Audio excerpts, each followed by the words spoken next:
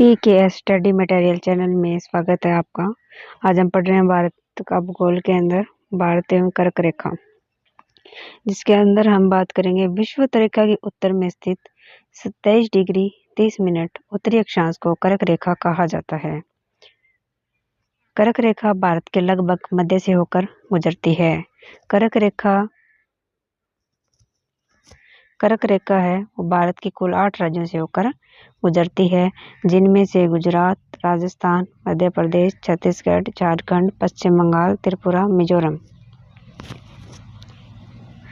भारत एवं कर्क रेखा है वो इस मानचित्र के द्वारा देखेंगे।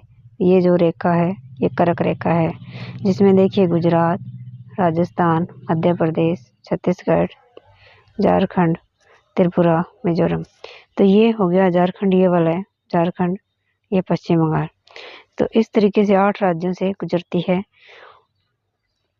सूर्य के उत्तरायण होने के बाद जब सूर्य क्या हो जाता है, उत्तरायण यानी कि भूमध्य रेखा है उसके उत्तर की ओर, तो उत्तरायण होने पर दिनों की संख्या है वो बढ़ती है और 21 जून को सूर्य उत्तरायण की स्थिति में सर्वोच्च बिंदु पर होता है, यानी 21 जून को इस कर्क रेखा के ऊपर होता है सूर्य।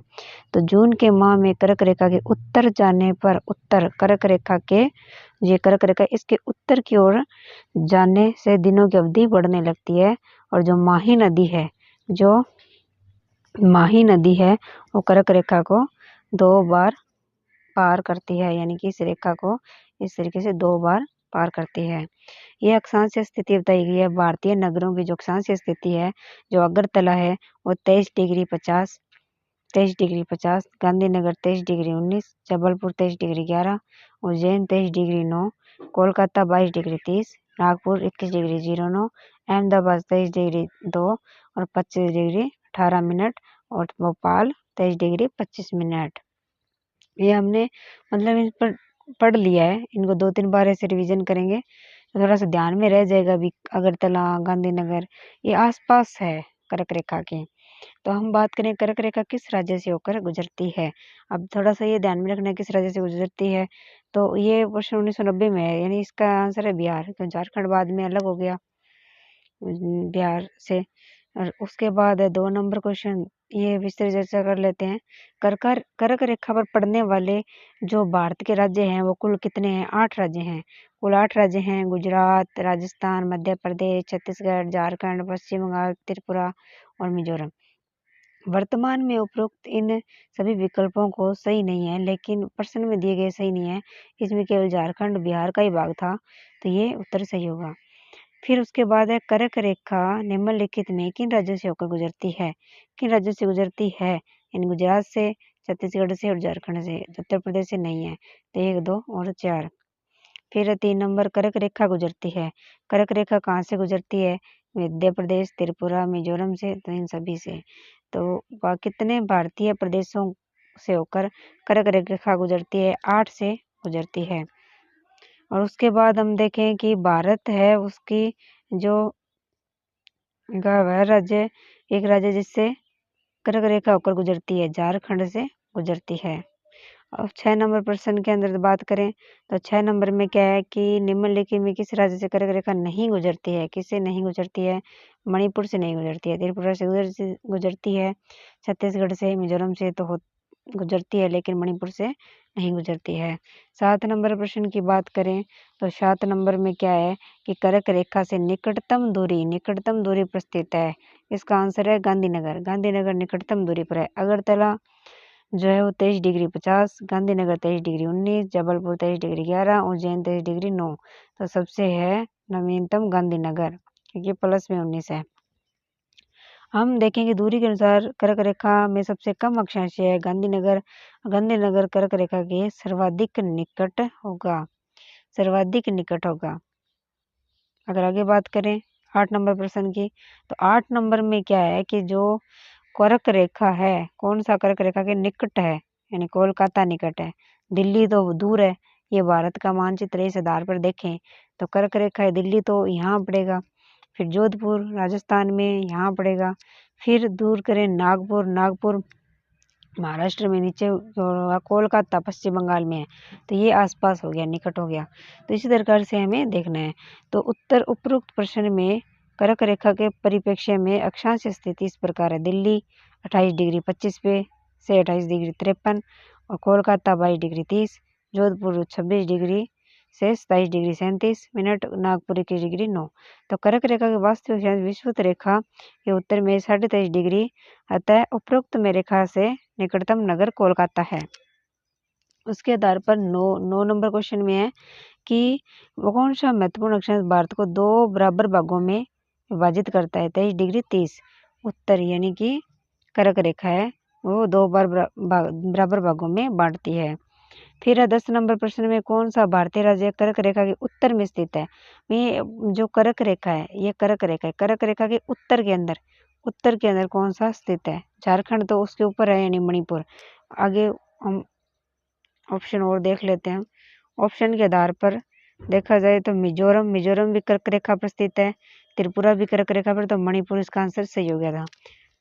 11 नंबर में जून महीने के अंदर निम्न स्थानों में से कहां पर दिन की अवधि अधिकतम होगी। यानी कि जून का महीने के अंदर निम्न जो स्थान दिए हुए हैं उसी आधार पर देखें तो कहां पर दिन की अवधि अधिकतम होगी। दिन की अवधि हमने बात करी कर्क रेखा के उत्तर की ओर दिन की अवधि बढ़ती जाती है, तो हैदराबाद, भोपाल, चेन्नई, तो दिल्ली सर्वाधिक उत्तर में है, इसके यहाँ पर दिन की अवधि बढ़ती अधिकतम होगी। अब यही बात इसमें लिखी है, सूर्य के उत्तरायण, सूर्य जब उत्तरायण होगा तो भूमध्य रेखा के उत्तर की ओर जाने पर उत्तरी जो गोलार्ध में दिनों की अवधि है वो बढ़ती जाती है। 21 जून को सूर्य उत्तरायण की स्थिति में सर्वोच्च बिंदु पर होता है। इस माह में कर्क रेखा के उत्तर की ओर जाने पर दिनों की अवधि बढ़ने लगती है और इस दिल्ली की स्थिति उपर्युक्त विकल्प में उत्तर सही होगा और दिन की अवधि अधिकतम रहेगी। 12 नंबर क्वेश्चन में है कि दिन कौन सा शहर कर्क रेखा के निकटतम है। उज्जैन, अहमदाबाद, वाराणसी, जबलपुर। तो इन अक्षांश की दृष्टि से जबलपुर इसका आंसर सही होगा। जिसमें ये विकल्प दिए हुए हैं शहरों की स्थिति, इसमें जबलपुर है 23 degree 11, Ahmedabad 23 degree 02 minute, Ujjain 23 degree 9, Varanasi 25 degree 18। तो उपरोक्त शहरों की अक्षांश की स्थिति के अनुसार जो कर्क रेखा है वो सर्वाधिक निकट का शहर जबलपुर होगा। जबलपुर मध्य प्रदेश के अंदर, यानी कि जब जबलपुर के अक्षांशीय व कर्क रेखा मध्य अक्षांश अंतर सबसे कम है। निम्नलिखित भारत की जो नदियां हैं, भारत की नदियों को कौन सा कर्क रेखा को 2 बार पार करती है। माही नदी कर्क रेखा को 2 बार काटती है। कर्क रेखा की बात करें तो कर्क रेखा माही नदी है वो कर्क रेखा को 2 बार पार करती है और यह मध्य प्रदेश से उद्गमित होकर राजस्थान, गुजरात में प्रवाहित होते हुए खंबात की खाड़ी में गिरती है। यानी कि जब ये भारत है, इस भारत में यहाँ से जो कर्क रेखा गुजरती है, यहाँ से निकलने के बाद मध्य प्रदेश के बाद गुजरात में, मध्य प्रदेश के बाद राजस्थान में, राजस्थान से गुजरात से होकर ये खंबात की खाड़ी में गिरती है। उसके बाद अब आगे बढ़े मानक समय। कर्क रेखा पर विस्तृत चर्चा हो गई हमारी। अब बात करें मानक समय की, तो मानक समय के अंदर बात करें तो मानक समय क्या है। भारत की जो प्रमाणिक मध्याह्न रेखा अथवा भारतीय जो मानक रेखा IST वो 82.5 डिग्री यानी 22 डिग्री 30 मिनट पूर्वी देशांतर से लिया जाता है। पूर्वी देशांतर यानी कि ये क्या है, भारत, इस भारत से एक रेखा गुजरती है 82.5 डिग्री, तो यही क्या है IST। तो ये रेखा क्या है कि पूर्वी देशांतर, क्योंकि भारत हमारा पूर्वी गोलार्ध में स्थित है तो इसीलिए ये रेखा होती है देशांतर। ये पूर्वी गोलार्ध में स्थित है इसीलिए पूर्वी देशांतर। यह देशांतर रेखा प्रयागराज, मिर्जापुर आदि स्थानों से होकर गुजरती है। यानी कि ये जो देशांतर रेखा है प्रयागराज से होकर मिर्जापुर आदि स्थानों से होकर गुजरती है। भारतीय जो मानक समय रेखा है, भारत में जो समय के लिए जो लाइन निर्धारित की गई है, समय निर्धारित की गई है, उसे बोला गया भारतीय मानक समय रेखा। तो इंडियन स्टैंडर्ड टाइम यानी ग्रीनविच जो मध्य है, यानी Greenwich mean time Greenwich मध्य, तो उससे 5 घंटा 30 मिनट आगे है। यानी कि हम बात करें जो पूरी पृथ्वी है, यहाँ पर ये रेखा निर्धारित की गई है, देशांतर रेखा। तो ये रेखा भारत में निर्धारित की गई है। तो भारतीय जो मानक समय रेखा है वो इस रेखा से, ग्रीनविच रेखा से 5.5 घंटे आगे है। यहाँ पे 5.5 घंटे, यहाँ 12 बजे हैं, तो ये 5.5 घंटे आगे रहेगा ये टाइम। तो 5.5 घंटे आगे है। ध्यान रहे कि विश्व के देशों द्वारा आपसी सहमति के अंतर्गत जो सहमति के अंतर्गत मानक जो याम्योत्तर को 7 डिग्री 30 मिनट देशांतर के गुणांक पर चुना जाता है। भारत के बृहद देशांतरीय विस्तार के कारण गुजरात से अरुणाचल प्रदेश के स्थानीय समय में लगभग 2 घंटे का अंतर पाया जाता है। अगर हम पूरे केवल ये तो हमने बात करी कि 5.5 घंटे आगे, लेकिन पूरे भारत की बात करें तो भारत में यहाँ अरुणाचल प्रदेश से लेकर यहाँ गुजरात तक, तो यहाँ इसके बीच में लगभग कितने 2 घंटे का अंतर पाया जाता है। अतः प्रशासनिक एवं अन्य कार्यों में कठिनाई से बचने के लिए भी कोई भी हमारे प्रशासनिक और अन्य कार्यों में कठिनाई से बचने के लिए 82.5 डिग्री पूर्वी याम्योत्तर यानी कि पूर्वी देशांतर को भारतीय मानक याम्योत्तर चुना गया है। यानी कि पूरे भारत में एक ही टाइम निर्धारित हो सके, टाइम में कोई अंतर ना हो, इसी आधार के लिए हमने इस रेखा को भारतीय मानक समय रेखा निर्धारित किया गया है। ये 82.5 डिग्री रेखा है। ये उत्तर प्रदेश, फिर मध्य प्रदेश, छत्तीसगढ़, उड़ीसा और आंध्र प्रदेश, इन राज्यों से ये गुजरती है। अगर हम आगे बात करें कि भारतीय मानक समय की याम्योत्तर रेखा है वो उत्तर प्रदेश, मध्य प्रदेश, छत्तीसगढ़, उड़ीसा, आंध्र प्रदेश, कुल 5 राज्यों से होकर गुजरती है। प्रधान याम्योत्तर के पूर्व एवं पश्चिम दोनों ओर 180 डिग्री तक देशांतर रेखाएं होती है। यानी कि इस जो 0 डिग्री है, जो ये रेखा है, अगर हम बात करें ये रेखा है 0 डिग्री, इसके इधर और भी 180 डिग्री तक देशांतर रेखाएं होती है। पूर्व में और पश्चिम में दोनों ओर ये रेखाएं 180 डिग्री तक होती है। कुल मिलाकर 360 डिग्री तक होती है। इधर 180 और इधर भी ये 180, तो टोटल हो गई 360 रेखाएं होती है। सभी देशांतर रेखाएं पृथ्वी को बराबर भागों में विभाजित करती है। ग्रीनविच या प्रधान याम्योत्तर रेखा के पूर्व में स्थित 180 डिग्री तक सभी देशांतर को पूर्वी देशांतर और पश्चिम में की ओर 180 जो है उसको सभी देशांतर को पश्चिमी देशांतर कहा जाता है। पृथ्वी 24 घंटे में 360 डिग्री घूम जाती है।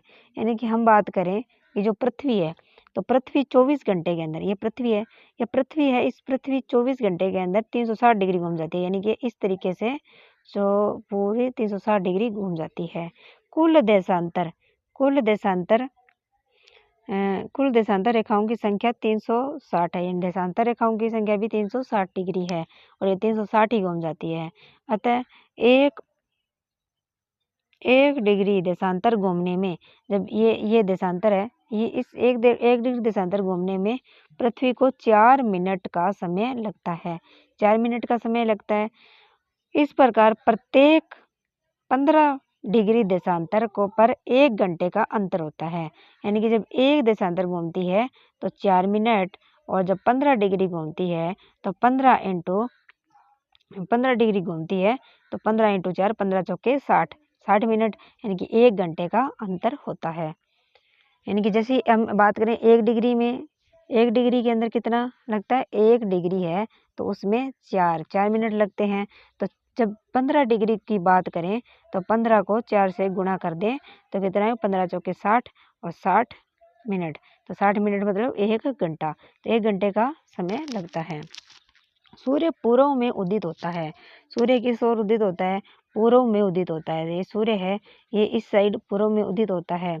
जब सूर्य पूर्व में उदित होता है तो वह पृथ्वी पश्चिम से पूर्व अपनी दूरी पर घूम रही है। जो पृथ्वी है वो अपनी दूरी पर किस ओर, पश्चिम से पूर्व, यानी कि इस साइड पश्चिम है, ये पूर्व है, तो इस पश्चिम से पूर्व की ओर यानी ऐसे घूम रही है। तो पश्चिम से पूर्व अपनी घूम रही है, अतः 0 डिग्री प्रधान याम्योंतर से पूर्व की ओर जाने पर समय GMT यानी कि ग्रीनविच जो रेखा है उससे आगे और पश्चिम की ओर जाने पर GMT से पीछे रहता है। यानी कि ये पूरी पृथ्वी है, ये GMT रेखा है। इधर जाएंगे तो प्लस टाइम क्या होगा, प्लस होगा, आगे की ओर बढ़ेगा। इधर जाएंगे तो टाइम माइनस यानी कि पीछे की ओर जाने पर समय क्या होगा, पीछे की ओर रहता है। 0 डिग्री से 180 डिग्री पूर्व की ओर जाने पर 0 डिग्री से 180 डिग्री पूर्व की ओर जाने पर 12 घंटे की अवधि लगती है। यानी कि हम बात करें कि जो करक ये क्या है, ये 0 डिग्री है, तो 0 डिग्री है ग्रीनविच रेखा, इसकी ओर 180 डिग्री है देशांतर, इधर भी 180 देशांतर है, तो हम इधर की ओर जाते हैं तो 12 घंटे लगते हैं और ये भी 12 घंटे, टोटल कितने हो गया 24 घंटे। तो 180 डिग्री पूर्व की ओर जाने पर 12 घंटे की अवधि लगती है। यह ग्रीनविच समय से 12 घंटे आगे रहता है, यह तो ग्रीनविच से 12 घंटे आगे रहता है। और इसी प्रकार 0 से 180 डिग्री पश्चिम की ओर जाने से ग्रीनविच समय से 12 घंटे पीछे का समय मिलता है, पीछे का समय मिलता है। 180 डिग्री पूर्व और 180 डिग्री पश्चिमी देशांतर में कुल 24 घंटे अर्थात दिन और रात का अंतर पाया जाता है। भूपृष्ठ पर हम बात करें तो 180 डिग्री पूर्व पश्चिम याम्योंतर के लगभग 7 स्थल खंडों को छोड़ते हुए निर्धारित की हुई काल्पनिक रेखा अंतरराष्ट्रीय तिथि रेखा कहलाती है। ये अंतरराष्ट्रीय तिथि रेखा कहलाती है। अब हम बात कर लेते हैं प्रश्नों की। प्रश्न की बात करें तो ये प्रश्न दिए हुए हैं। जब भारतीय मानक समय के याम्योंतर एवं अर्धरात्रि है, हम बात क्या कर रहे हैं कि ये प्रश्न दिए हुए हैं, ये मेंस में है, UPPCS मेंस में है 2002 में। जब भारतीय मानक समय के याम्योंतर पर अर्धरात्रि है, एक स्थान पर सुबह का 6 बजता है, तो उस स्थान की अवस्थिति जिस याम्योंतर पर है वह है। अब क्या पूछा है कि कौन सी है, डिग्री पूछ रहा है, तो ये क्या है, ये भारतीय मानक समय रेखा, ये 0 डिग्री हो गई और 0 डिग्री के बाद में 6 बज रहे हैं, तो हमने 6 बज रहे हैं, यानी कि ये डिग्री है 82.5 डिग्री, तो 82.5 डिग्री है 30 मिनट, तो 30 मिनट 82.5 डिग्री है, 82.5 डिग्री 5.5 घंटे आगे है। इसने बोला है 6 बज रहा है, तो उस टाइम पर क्या है, तो जिस समयांतर पर वह है भारतीय समय के अर्धरात्रि है, तो उसका हो गया 72 डिग्री 172 डिग्री 30 मिनट पूर्वी, 172 डिग्री 30 मिनट पूर्वी। हम इस बात पर बात करें कि भारतीय समय मानक समय के समयांतर पर अर्धरात्रि है, इस स्थान टाइम दिया हुआ अर्धरात्रि का, उस एक स्थान पर सुबह का 6 बजता है, तो वह स्थान भारत के पूर्व में होगा। जब सुबह के 6 बज रहे हैं तो भारत के पूर्व में होगा, क्योंकि पूर्व में सुबह सबसे पहले होती है और 6 घंटे के अंतराल पर उनकी याम्योंतर के बीच यानी 6 घंटे का अंतराल होगा, तो 6 घंटे का अंतराल पर याम्योंतर के बीच 15 डिग्री इंटू 6 90 डिग्री, क्योंकि एक घंटे की बात हो रही है, 6 घंटे, तो 90 डिग्री और 15 डिग्री पर 1 घंटा होता है, तो 90 डिग्री, अतः अंतराल होगा, भारत का मानक समय 82.5 डिग्री है, अतः वह स्थान 90 प्लस 82 डिग्री 82.5 डिग्री तो 172 डिग्री 1/2 यानी 30 मिनट, ये टाइम हो जाएगा। कैसे किया है देखो, 1 घंटे के अंदर कितने होता है 15 डिग्री, तो 1 घंटे में 15 डिग्री होते हैं, तो 6 घंटे में कितने हो गए 6 घंटे में, तो 6 घंटे में हो गए 90 डिग्री, तो 90 डिग्री के आधार पर 172 ये प्लस कर लिए 90 डिग्री, तो 82.5 डिग्री के अंदर, ये समझने वाला था। इसमें आगे है गुजरात के सबसे पश्चिमी गांव और अरुणाचल प्रदेश के सबसे पूर्वी छोर पर स्थित वालांग के समय में कितने घंटे का अंतराल होगा।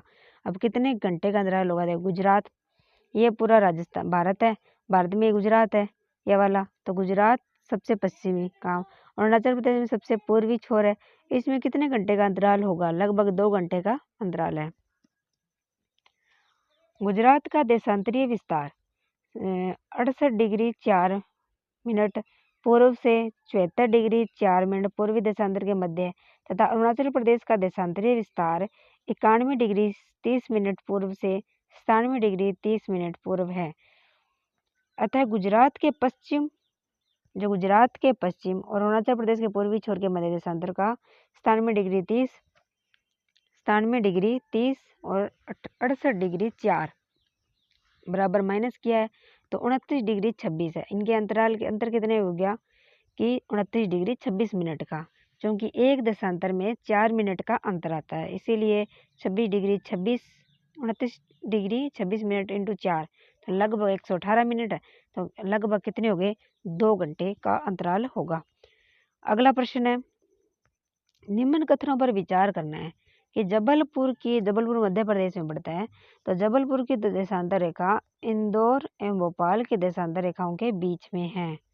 औरंगाबाद का अक्षांश वडोदरा व पुणे के अक्षांशों के बीच है। बेंगलुरु की अवस्थिति चेन्नई की तुलना में अधिक दक्षिणावर्ती है। इसमें कौन सा कथन सही है?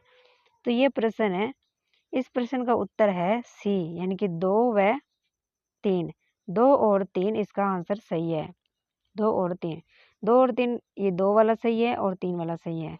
अब इसको हम इस आधार पर पढ़ेंगे तब ये कॉन्सेप्ट वाला है कि हमारे कॉन्सेप्ट की जबलपुर है तो इंदौर और भोपाल के देशांतर के बीच में है जबलपुर, तो ये अक्षांश की स्थिति दी हुई है, उसी आधार पर देखा जाएगा। अक्षांश की स्थिति इसके अंदर दी हुई है कि जबलपुर है 22 डिग्री 49 से नॉर्थ से 24 डिग्री 8 नॉर्थ और 79 डिग्री 21 मिनट से ईस्ट से 80 डिग्री 58 ईस्ट। इंदौर है ये 22 डिग्री 20 और 23 डिग्री 5 मिनट उत्तर और 75 डिग्री 26 पूर्वी देशांतर 76 डिग्री 14। तो ये टाइम ये दिया हुआ है, विस्तार से आप इसको ध्यान से देख लेना। तो उसके आगे कथन क्या है कि जबलपुर की देशांतर रेखा इंदौर और भोपाल की देशांतर रेखाओं के बीच नहीं है।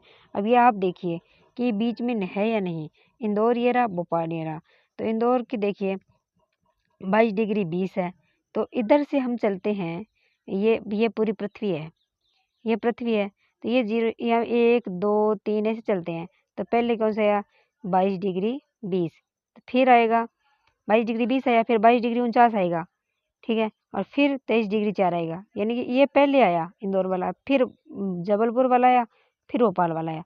तो इसी तरीके से हम देखें तो ये फिर बात क्या हो गई, गलत हो गई, क्योंकि ये तो है नहीं है मतलब गलत है, यहाँ नहीं होना चाहिए था, तो ये सही होता, इसने बोला नहीं है लेकिन हमने देखा इस ये तो है, तो ये क्वेश्चन गलत हो गया।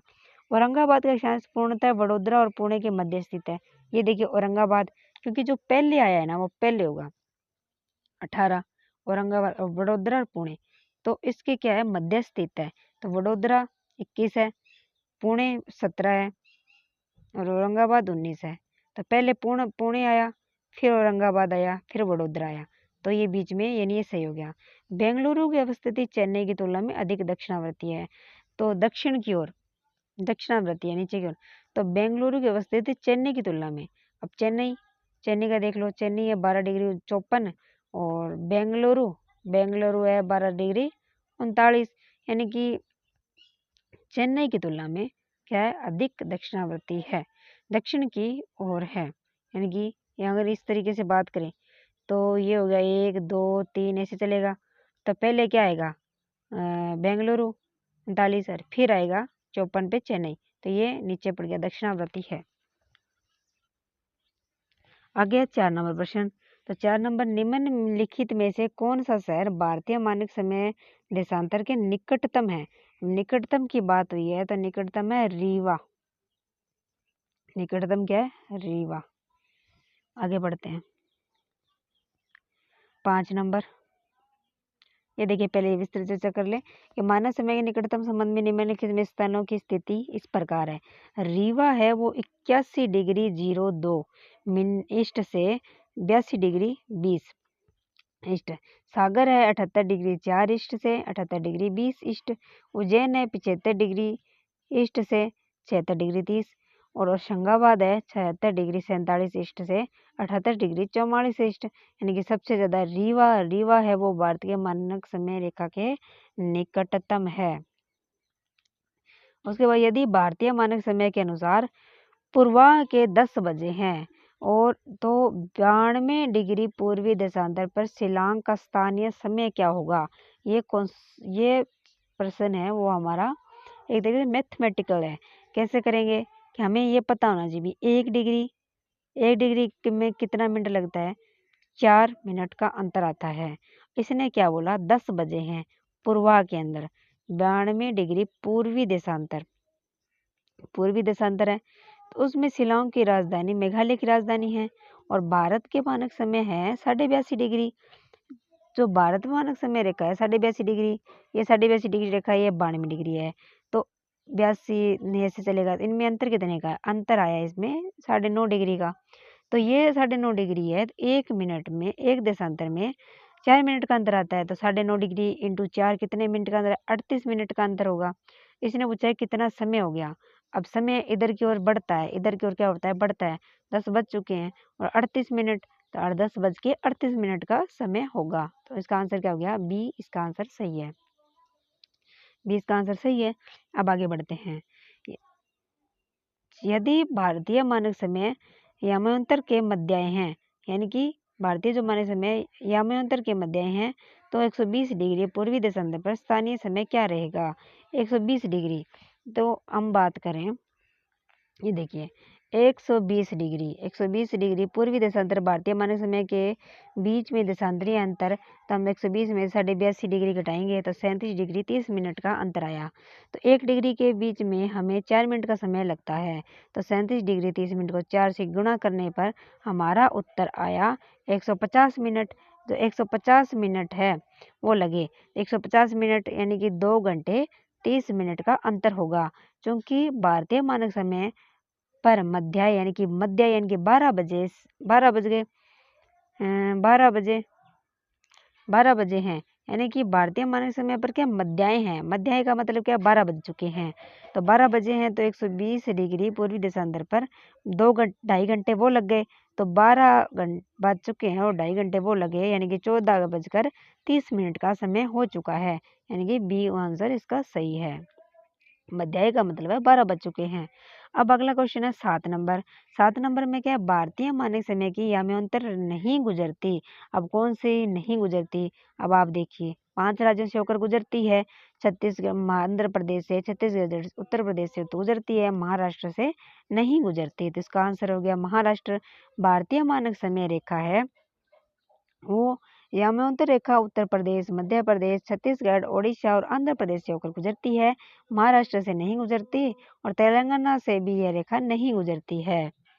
आगे हम बात करें 8 नंबर प्रश्न की, तो 8 नंबर में भारतीय मानक समय, जो भारतीय मानक समय की देशांतर रेखा किस नगर से होकर गुजरती है। कौन सा नगर है जिससे गुजरती है, नागपुर से, दिल्ली से, पटना से, इलाहाबाद से। अब ये इलाहाबाद से होकर गुजरती है। भारतीय मानक समय देशांतर 82.5° पूर्वी इलाहाबाद वर्तमान में प्रयागराज से होकर गुजरती है। आगे प्रश्न 9 नंबर में क्या है कि निम्नलिखित देशांतरों में कौन सा भारत की प्रमाणिक मध्याय रेखा कहलाता है। प्रमाणिक मध्याय रेखा का मतलब ये यामांतर रेखा है जो भारत की मानक रेखा है, और भारत की जो मानक रेखा है वो 82.5° है, तो 82.5° आंसर हो गया डी। अगला प्रश्न 10 नंबर हो गया, भारतीय मानक समय जो रेखा है स्थानों में किसके समीप से लिया गया है, किसके समीप से लिया गया है, तो ये लिया गया है इलाहाबाद से लिया गया है, इलाहाबाद से लिया गया है। अगला पढ़ते हैं, भारतीय मानक समय और ग्रीनविच मध्य के मध्य में अंतर पाया जाता है। अंतर की बात करें तो 5.5 घंटे का अंतर पाया जाता है, 5.5 घंटे आगे का समय है, तो आंसर हो गया बी। अगला प्रश्न है कि भारतीय मानक समय IST है वो ग्रीनविच मध्य समय में प्लस होगा, यानी कि इधर की ओर पूर्वी देशांतर की ओर समय बढ़ता है तो 5.5 घंटे का अंतर पाया जाता है। विकल्प नंबर सी सही है। यदि अरुणाचल प्रदेश में तीरप से सूर्य उदय 5 बजे प्रातः IST होता है तो गुजरात में कांडला में सूर्योदय किस समय IST पर होगा। अरुणाचल प्रदेश में सूर्य उदय 5 बजे हो चुका है। सूर्य उदय है वो 5 बजे प्रातः IST होता है तो गुजरात में कांडला के अंदर सूर्य कितने बजे होगा। तो लगभग हम बात करें सूर्य इधर 5 बज रहे हैं, 2 घंटे का टाइम है तो 2 घंटे के अंदर कितना बज चुका होगा कि 5 से 6 आगे चले, इतना आंसर होगा इसका तो 7 बजे। 2 घंटे का टाइम है तो 2 घंटे के हिसाब से हम बात करें तो 7 बज चुके होंगे। अरुणाचल प्रदेश में 95 डिग्री 31, गुजरात कांडला 70 डिग्री 11। सूर्योदय के समय देशांतर की स्थिति अनुरूप लगभग 2 घंटे का अंतर आता है तो तीरप में सूर्योदय 5 बज चुके हैं तो कांडला में सूर्योदय 7 बजे प्राप्त होगा। निम्नलिखित में कौन सा शहर दिल्ली के सबसे समीप देशांतर पर होता है। समीप देशांतर पर होता है बेंगलुरु से होता है। दिल्ली का जो देशांतरीय विस्तार है वो 76 डिग्री 50 मिनट पूर्व से 77 डिग्री 22 मिनट पूर्व के मध्य है। शहर दिल्ली के समीप देशांतर पर स्थित होगा, जिसका देशांतरीय अंतर दिल्ली का सबसे कम होगा और शहरों का देशांतरीय विस्तृत इस प्रकार है। अब इसके अंदर बेंगलुरु का देशांतरीय विस्तार है 70 डिग्री 19, 70 डिग्री 50 पूर्व। हैदराबाद का 78 डिग्री 23 मिनट पूर्व से 78 डिग्री 68 पूर्व। नागपुर है 78 डिग्री 15 पूर्व से 79 डिग्री 40 पूर्व देशांतर। पुणे का 73 डिग्री 19 से 75 डिग्री पूर्वी देशांतर। तो इसी आधार पर इस विकल्पों में बेंगलुरु दिल्ली के सर्वाधिक समीप देशांतर पर स्थित होगा, क्योंकि दिल्ली और बेंगलुरु के मध्य देशांतरीय अंतर सबसे कम है, अतः विकल्प सही उत्तर है। अगला 5वां टॉपिक हो गया दूरस्थ बिंदु।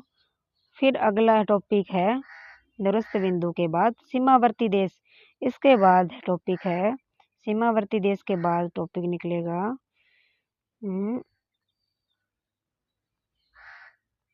ये हमारा 2 टॉपिक इसमें और हैं, वो हम अगले नेक्स्ट वीडियो में करेंगे, जो अभी हमारा कंप्लीट हो चुका है। तो थैंक यू, धन्यवाद। आपको ये वीडियो अगर अच्छी लग रही है तो आप कमेंट करके ज़रूर बताएं और इसी तरीके से हम आगे कंटिन्यू रखें तो आप ये भी ज़रूर बताएं। थैंक यू, धन्यवाद।